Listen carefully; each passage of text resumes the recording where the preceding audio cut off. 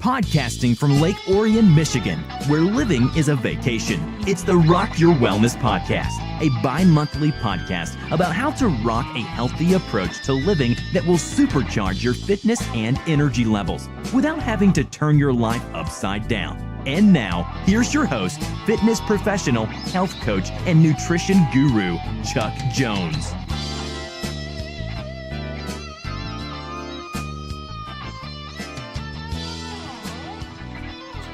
Hey folks, and welcome to episode 1, the very first ever episode of the Rock Your Wellness Podcast. Hey, thanks for joining me. My name is Chuck Jones, and if you couldn't tell, I'm super excited to be here.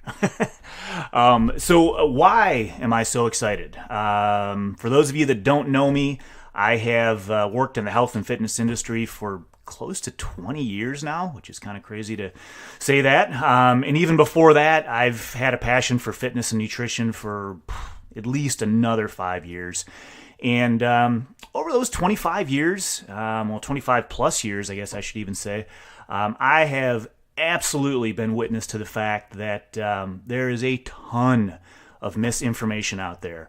Fad diets, fad workouts, certainly no shortage of promises for a fitter, leaner you in just 10 days, etc., etc.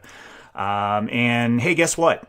I have absolutely fallen prey to most of those ads. And as my wife can absolutely confirm, I have personally tried just about every diet, every supplement, every workout, pretty much that's been out there. So my thought here is I just wanted to create a resource where I could actually clear through the clutter for you and just give you some, effective and realistic options, options that work and will save you time so you don't have to turn your life upside down to see some changes. So I figured since this is a podcast about wellness, it probably makes sense to talk about what wellness means. Looked up the Webster's dictionary definition, and they define wellness as the state of being in good health, especially as an actively pursued goal. Not bad. It's pretty general. I'd say, a little vague. But quite frankly, wellness is probably going to mean something a little different to everyone. It could mean, as general as, just feeling good or, being, quote, healthy or fit. More specifically, it could be maybe being able to run a 5K, or, being able to run a marathon. Being able to run around with and, just pick up your grandkids or, maybe even just your own children for that matter. Other things, just having consistently good energy levels, not going through that 3 to 5 p.m. energy slump. And, honestly, all of those, I would say all of the above, really is what wellness is. Just kind of some basic, but I think pretty reasonable goals to shoot for. The good news is that for almost everyone, these are absolutely attainable goals. These are not just like pie in the sky, I could never do that. Even something like running a marathon. So, now that we've sort of defined what wellness is, I think it probably makes sense to talk about how do we achieve it. Listen, this is the first episode, so for our purposes here, just going to cover some really basic tweaks, a few approaches, but ones that'll make a huge difference. In most of the topics that we're going to, discuss, shortly here, we'll go into way more detail down the road. But again, for episode 1 here, just want to give everyone sort of that head start on some things that you can do right now and without turning your life upside down, but still see immediate payoff, immediate dividends from doing them. So I'll give you sort of the broader view here, some points that we're going to cover, and then we'll go into each one individually. Again, I said these were some general things, but how do we achieve wellness? I'm going to talk about what we should eat, what we should drink, how we should move, and I'm going to say this one, maybe even the most important, is how we should sleep. So let's go back. We'll start with eating, and I think the most basic thing here, and this may sound silly, but eat real foods, eat healthy foods, eat whole foods as much as possible. Kind of try to, when you go to the grocery store, try to stay, to the outside, to the perimeter, because most, certainly not all, but most of the products in those center aisles, they're in boxes or they're bagged, and most of them, frankly, are garbage. Certainly there's some things in there that, canned goods and whatnot that we can still make some good use out of, but in general, sticking with your fresh vegetables, your meats, your dairy products, that's where we're going to get the most bang for our buck. Organic is great, and in most instances, it's going to be better. But I get that it's expensive, or it certainly can be. So, shoot for it. But, if you can't get organic, real food is still going to be best, period.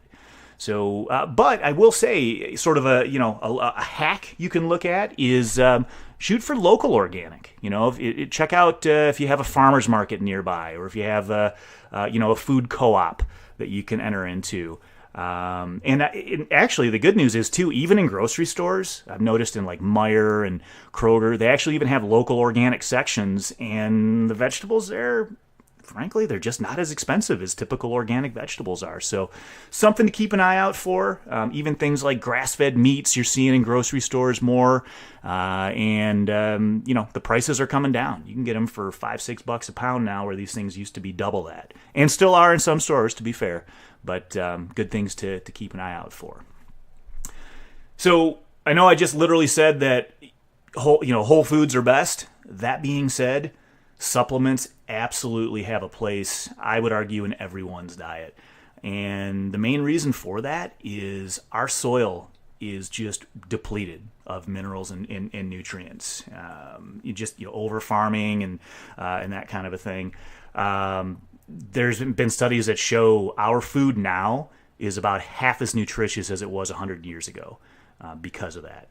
So again, I think absolutely supplements need to play a part to make sure that we're getting all those minerals and nutrients that we need. I mean, even if you're going out and you're getting all organic whole foods, which would be fantastic, and I know not everyone can do that, but even if you're doing that, I would argue that you're still not going to get all the nutrients you need just simply because the soil doesn't provide it.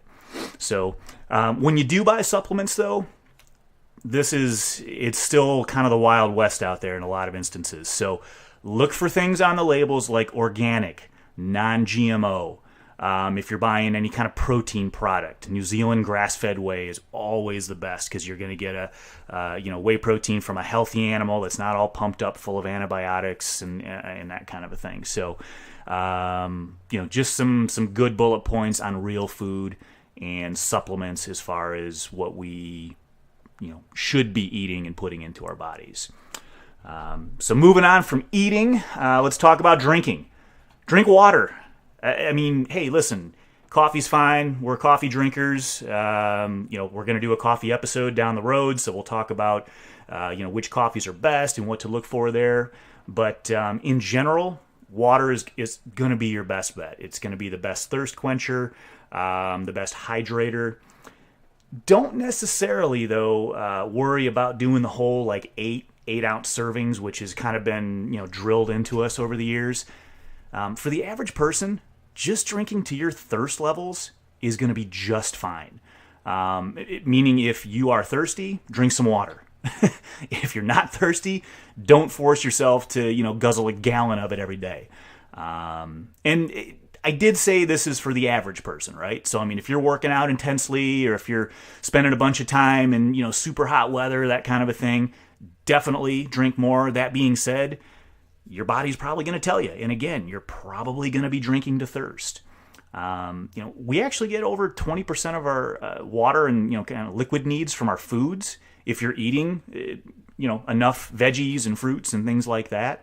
So, again, average person, even if you're working out intensely, just listen to your body. Don't force yourself to drink if you're not thirsty. When you are thirsty, absolutely, whenever you can, drink some water. And then the only other point that I would mention is that your body actually can sometimes confuse hunger with mild dehydration. So if you are feeling hungry and like you've just recently eaten, so you're kind of thinking, hey, I probably shouldn't be hungry right now, then it might not be a bad idea just to have a glass of water and kind of reassess, see if you're still hungry. So little tip there.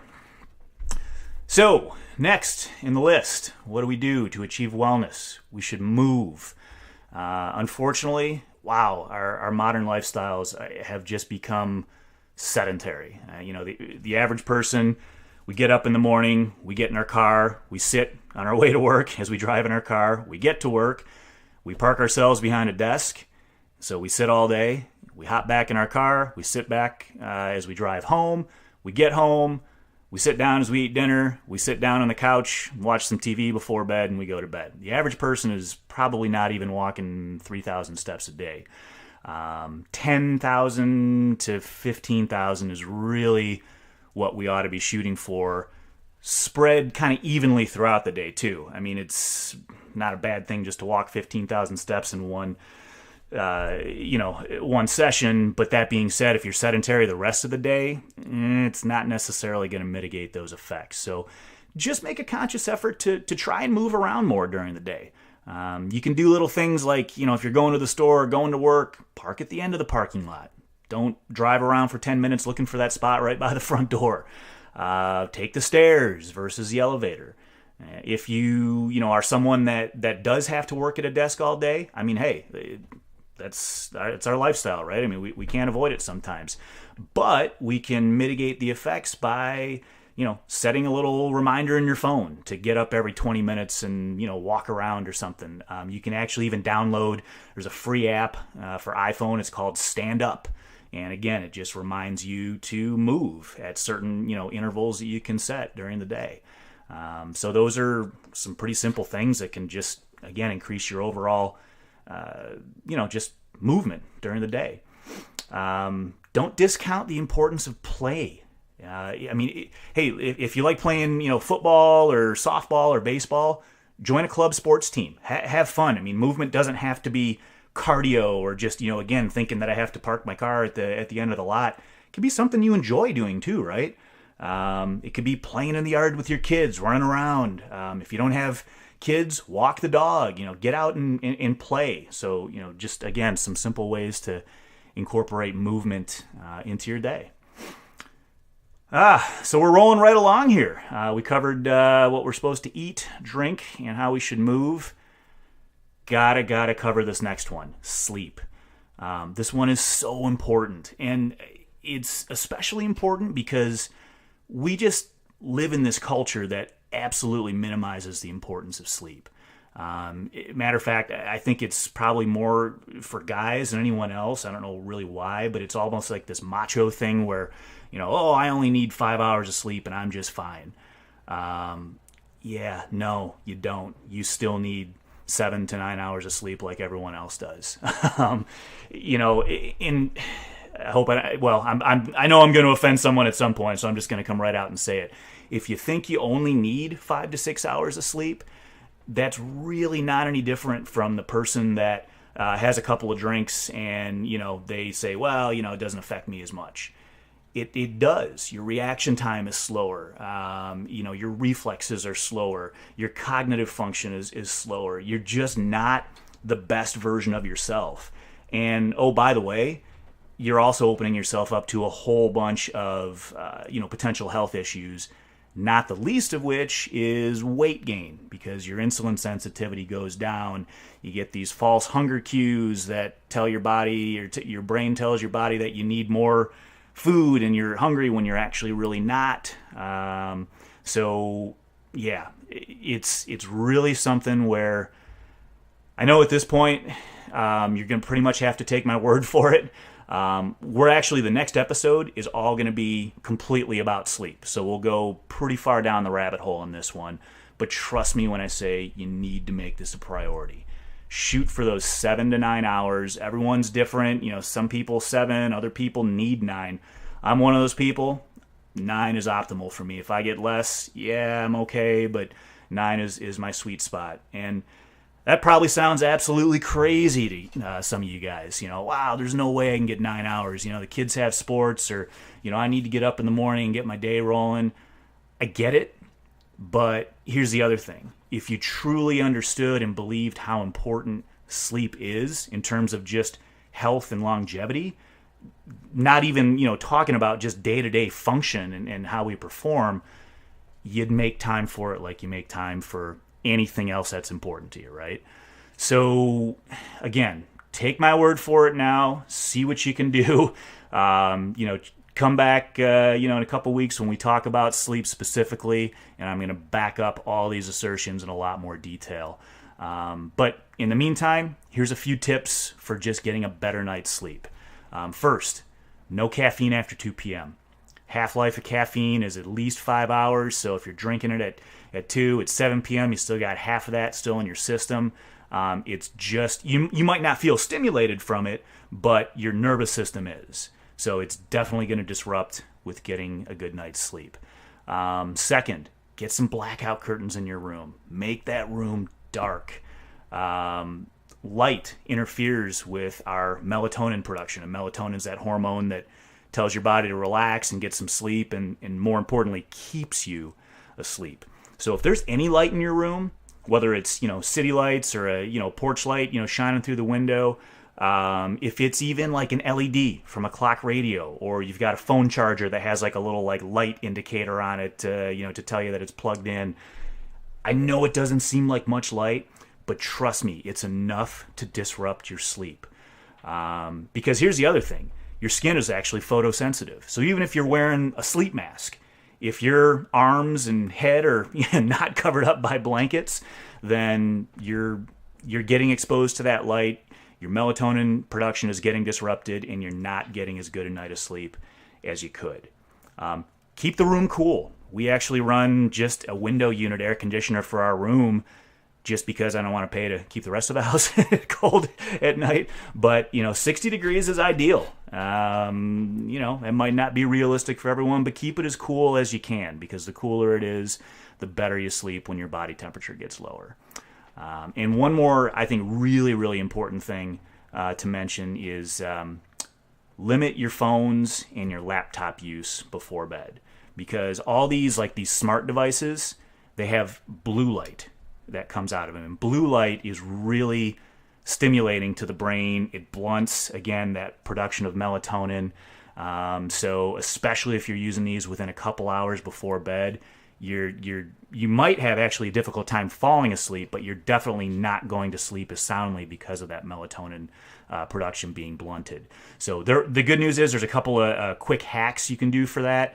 If you have an iPhone, there's basically a function native right on your phone. It's called Night Shift, and you can turn it on so it can either be certain hours, or like I set it for, is just from sundown to sunrise. It shifts the hue of the screen from blue to red, and red light is not nearly as, I guess it doesn't interfere as much with melatonin production as the blue light does. And you can also change so like your screen's not as bright. And then if you're using Android phones or, like a non-Apple device, laptop, etc., there's a free app called F.Lux. It looks like Flux, but, with a period in between the F and the L, and does the exact same thing. You can set it so your screen kind of does like a reddish hue versus the blue. You can dim it as much as you want to your, custom settings. And if you're doing something that's like, color sensitive, you're doing some work or something, you can turn it off easily. It's not like once it's on, you can never change it. But again, a couple of real easy, free things to do that are going to vastly improve your sleep. And the last thing is stretch or foam roll before you go to bed. If you're just hanging out watching TV or just kind of relaxing a bit before bed, spend a few bucks on a foam roller or something like a lacrosse ball where you can actually roll on and find where that knot is in your back. You don't have to beat yourself up, but just that little bit of pressure, it's basically like a self-massage, And what that actually does is it stimulates your parasympathetic nervous system, which is sort of your rest and digest nervous system. So slows your heart rate, lowers your blood pressure, just kind of overall relaxes your body to actually prepare you for sleep. And again, kind of puts you in that mode where you're going to fall asleep more quickly and you're going to stay asleep. So I think those are all some really just kind of quick and easy things to do. Pretty much all of these are free. Don't require a whole lot of effort or planning to put into play. But listen, I totally get that sometimes it's not enough just to know these things and be aware of them. Again, like I talked about before, I've had over 25 years of studying and personal application of all these, translation being my own guinea pig, just to personally come to understand how important these things are for me individually. So again, for most of you, I totally get that at this point, it's all about you just have to take my word here. But here's the good news. When you start to just even put just a few of these tips into play, right away, you're going to notice some positive changes, in the way you look, feel, or perform. So as soon as you feel one of those things, I promise you that light bulb is going to go off and you'll be all in. And, so until then, try a couple of them. And I promise you're going to see some changes real quickly. So, guys, that's all I got for now. I really want to thank you so much for joining me today.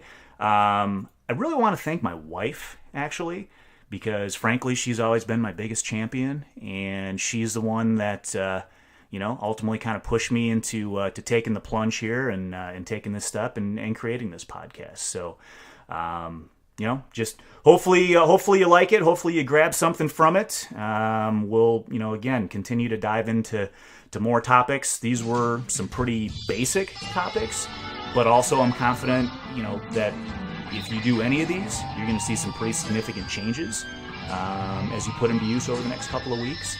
So send me some feedback. Let me know how it's going for you.